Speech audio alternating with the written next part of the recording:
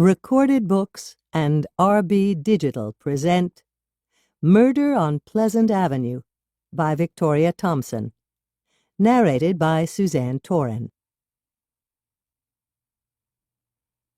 To all my Italian ancestors who bravely left their homes and families, endured hardship, and overcame prejudices to build a new life for those of us who came after them. Chapter 1. The quick brown fox jumps over the lazy dog, Maeve whispered to herself, deliberately striking each key on the typewriter as she said it. Why had she thought working in Mr. Malloy's private investigator's office would be exciting? The first thing he and his partner, Gino Donatelli, had wanted her to do was learn to use the typewriter. She would never get the hang of this. She should have been content just being a nanny to the Malloy children, taking little Catherine to and from school and getting her and her brother Brian ready for bed was so much easier than this. At least being a nanny didn't require using machinery. She looked up when the main office door opened, grateful for the interruption. To her surprise, a lovely young woman came in. She looked nothing like their usual clients. She was obviously Italian, and she wore what must be her Sunday best, including an interesting little hat. She twisted her gloved hands nervously in front of her. "May I help you?" Maeve asked brightly. "Is this Mr. Malloy's office?" she asked, without a trace of an accent.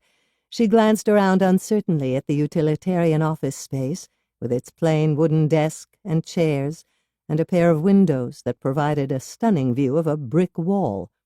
She'd probably been expecting something grander. "Yes, it is." "And Mr. Donatelli, too?"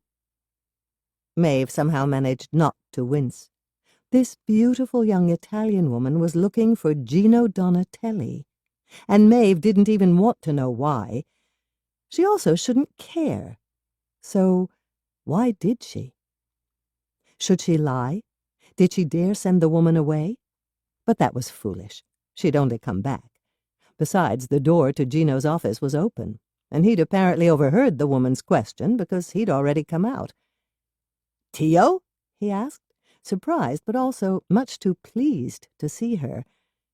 Of course he was. Any man would be happy if a woman this lovely had sought him out.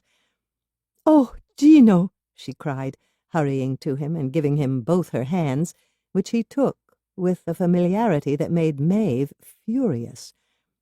"What's wrong?" Gino asked. "Is it—" No, nothing with the family.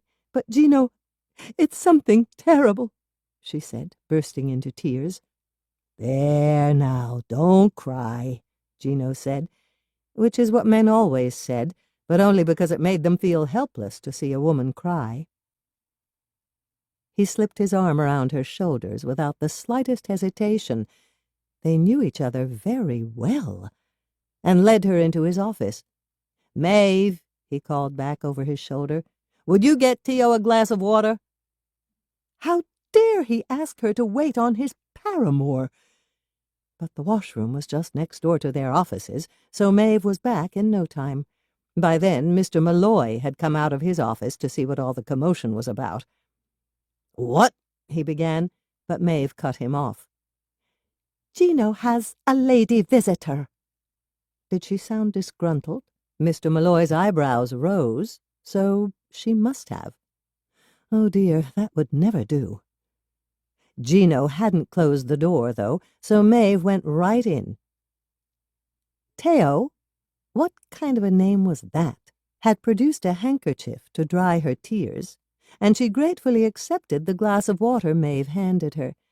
Her face, Maeve was annoyed to see, did not blotch up when she cried, and when her tears had dried— To keep listening to this audiobook, I've left you a link in the description so you can do it, at no cost thanks to Audible's 30-day free trial.